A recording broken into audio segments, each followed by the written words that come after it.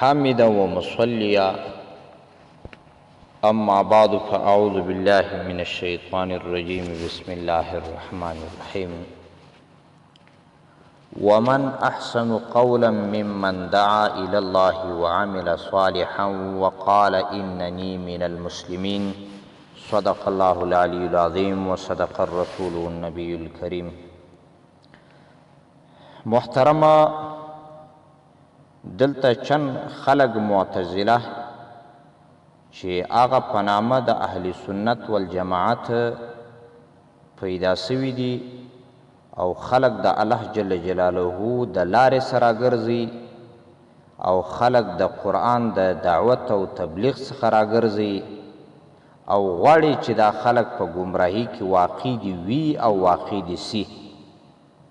خو لیکن دا دعوت او تبلیغ که چا کوي دا یو عظیمه ګمراهي دی. اوس دلته آیات کریمه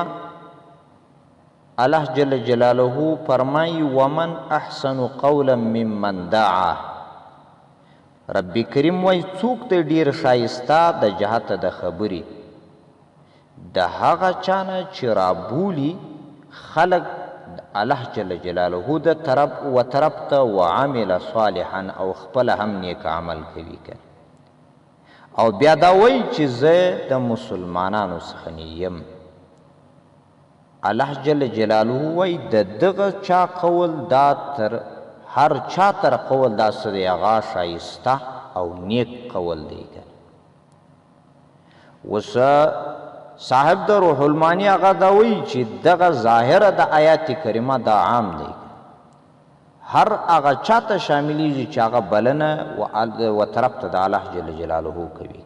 دا خاص تر یو طایفي پورې نه دی. او دا هغه په حواله د حسن رحمه الله د مقاتل رحمه الله هغه دا تفسیر کړی صاحب د روح المانی په حواله د دې دا خبره کوي. او بل آیات کریمه کې راځي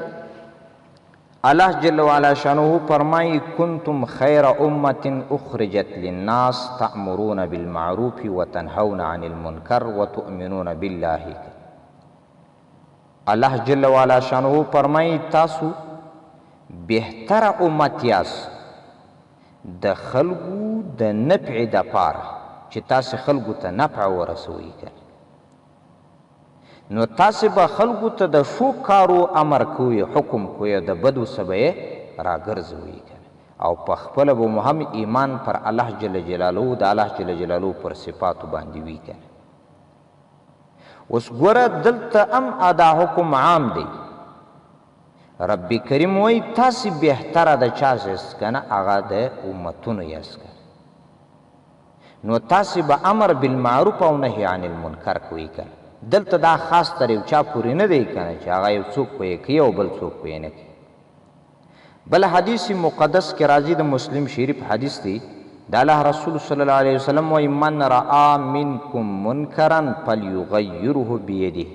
فإن لم یستطع فبلسانه فإن لم یستطع فبقلبه وذلك اضعف الایمان. د الله رسول صلی الله علیه وسلم وایي څوک چې بد کار وویني اول خو د هغه منع کې په لاس باندې، او که یې دا په طاقت نه و بیا دې په ژبه، او که یې به دا په طاقت نه و بیا دې په زړه کې دې بد جنې وسي، خو لیکن دا هغه ضعیفه درجه د چا د هغه د ایمان ده. اوس ګوره حدیث مقدس کې حضرت پیغمبر علیه السلام دا خلق مکلف کړي دي په دې باندې چې خلقو ته به نیک کار ورښي او د بده څخه به یې څه کوي هغه راګرځي. تر دې پورې کې نور هم نه یې پوهه، صرف دا د زړه دعوت به کوي، په خپل زړه کې خو به بد ځینې وړي که او دا هغه ادنا درجه د ایمان ده، تر دې اخوا ته بله درجه شته نه. او دغه خلق چې په نامه د اهل سنت والجماعت او معتزله دي دا بیا وایي نه په زړه کې به هم بد نه جنې وړي، هېڅ دعوت به هم چاته نه ورکوي، په زړه کې به هم بد نه جنې وړي. نو اوس دلته خو د حدیث پاک څخه دا ثابته شوه چې هغه اقل ادنا درجه د ایمان دغه ده، دې نه اخوا ته بله نشته. او دوی وایي چې نه دا به هم نه کوي، نو دغه خلکو کې به ایمان د کومه خوا پیدا شي. او بله خبره دا ده،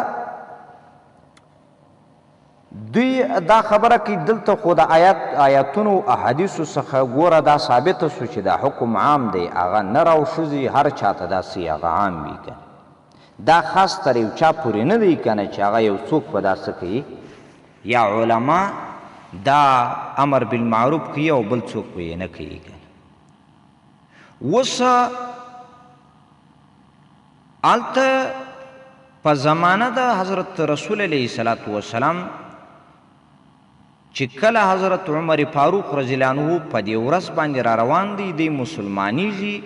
او توره ورسره د رسول علیه صلات وسلام د اذیت قصد یې کړی و. بیا یو صحابي مبارک په مخه ورغلی، هغه پوښتنه ځینې وکړه او بیا دی ولاړی خپل د اخ شکره. اوس ګوره هلته اخ شکره صحابي مبارک ورغلی دی او د هغه د اخ او خور ته څه کوي، هغه دعوت کوي که. اوس په دغه وخت کې خو مکمل قرآن عظیم شان نازل سوی هم نه و که نه، ټول احکام موجود هم نه وی. آیا دغه دعوت ستاسې په نظر اوس صحیح دی او که نه دی صحیح؟ دا اوس عیاذا بالله ولګو پر دې باندې یو حکم چې دا څه د هغه ګمراهي دی که، ځکه هغه وخت کې ټول احکام موجود لا نه وه که نو هغه صحابي مبارک په علم د کومه خوا درلودی که. د دې څه دا ثابته سوه چې دا مکمل علم دا نه دی په کار که نه، که سړي یو چا لږ علم وي او که ډېر علم وي هغه به خلکو ته څه کوي، هغه به دعوت ورکوي که او چې څونه قدر یې زده وي هغونه قدر څه به کوي، هغه به دعوت کوي که. او بل د نمونې په شکل یو بل حدیث مقدس ذکر کوم، حضرت ابي ذر رضی الله عنه کنه دا حدیث مقدس حیثیتو را نقل کړی دی چې کله رالی او مسجد حرم ته هلته ناست دی، ګوره د بیرې د چا څه پوښتنه هم نه کوي، بیا ورلی پر پیغمبر علیه السلام باندې ایمان راوړی او دلته په زوره دا کلمه وایي، بیا هغه مشرکینو د زمانې هغه ووهئ ویې ټکوئ بې سده به یې کوي. پیغمبر علیه السلام ورته ویلی ولته ولاړ څه دا دعوت په خپل قوم کې وکړه، هغو ته د اسلام دعوت ورکړه. په دغه چند ورځو کې د دا ټول احکام زده کړي وه، یو پلا خو ټول احکام نازل سوي نه وه، بیا څنګه په دا لږ وخت کې دا ټول احکام د زده کړی او چې دی بیا تلی هغه خپل قوم ته هلته دعوت ورکوي که. دا بل حدیث مقدس دی چې د دوی دغه رایه دا خلاف د قرآن نه هم ده او د احادیثو د رسول علیه صلات وسلام هم ده. او بل دا چې دوی وایي ښځې نسي وتلی که نه. اوس ګوره دغه هغه تاریخ الکامل پی تاریخ لابن اسیر که نه، دا یو معتمد تاریخ دی چې هغه په خپل دویم ټوک کې او 251 صفحه کې ګوره دا حدیث راخلی که نه چې کله پیغمبر علیه صلات وسلم فتح د مکې وکړه، په هغه وخت کې ګوره هنده دا د ښځو مشره وه او دا په ښځو کې ځان پټ کړی و چې رسول علیه صلات وسلم مخکې تر دې د هغه چند ښځو و نرانو د قتل حکم کړی و که یو دا هم پکښې کې وکړه. اوس ګوره دلته رسول علیه صلات وسلام مبارک هغه په مسجد حرم کې دې ښځو ته څه کوي که نه، هغه دعوت ورکوي که او صحابه کرام هغه ښځو ته دعوت ورکوي که. ایا که داسې وي چې مطلقي د کور نه وتل هغه که د ښه کار وي او که بد کار وي دا ناروا وي که نه، نو بیا خو به ستا دا فتوا په حق د پیغمبر علیه السلام کې څنګه شي که یا په حق د صحابه کرامو کې دا څنګه شي که. او دغه رقم هغه آیات کریمه چې کوم دوی را نقل کړي وقرن فی بیوتکن، هلته صاحب د روح المانی دا لیکي چې ښځه دې لازم اوسي په خپل کور کې، خو د دې څه دا نه لازمیږي چې یوه ښځه به حج ته هم نه ځي، یو بل د دین کار به هم نه کوي چې هغه سره د ستره وي که نو دا حج ته هم تلی سي دا ښځه، یو بل د دین کار هم کولی سي که چې هغه سره د ستر وي هلته بې ستري نه وي موجوده کنه. دا د دوی یو بل دجل دی او د قرآن نه خلاف قول دی چې دا د دوی د قرآن نه خلاف فتوا ده چې دوی عام مسلمانان په ګمراهي کې اچوي کنه. او بل شیخ الاسلام تقی عثماني رحمه الله په خپل مقالات کې لیکي کنه چې هغه د ښځې دپاره هر قسم تعلیم دا سته دی کنه چې هغه سره د ستر وي کنه. هلته دا ستر او امکان دا ستر واقعي نه وي کنه، هلته بې ستري نه وي او د ښځې بې ستره کېدل نه وي. په داسې ځای کې بلکل د ښځې دپاره هر قسم تعلیم سته چې دی یې وکړي کنه. نو جناب محترمو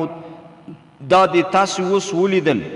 چې د قرآن د آیاتونو د احادیثو د پیغمبر علیه السلام د تاریخ او پاتوسو د تفاسیرو د دې ټولو څخه دغه قول د دوی دا څه دی هغه دا ثابت سو چې دا منکرین د قرآن هم دي او د احادیثو د رسول علیه السلام هم دي او پاتوسو د تاریخ او د اسلافو منکرین هم دي، د دې ټولو څخه پر خلاف روان دي. او دا خو مخکې ما ثابته کړې وه چې دا څه دي هغه معتزله دي. والسلام علیکم ورحمة الله وبرکاته.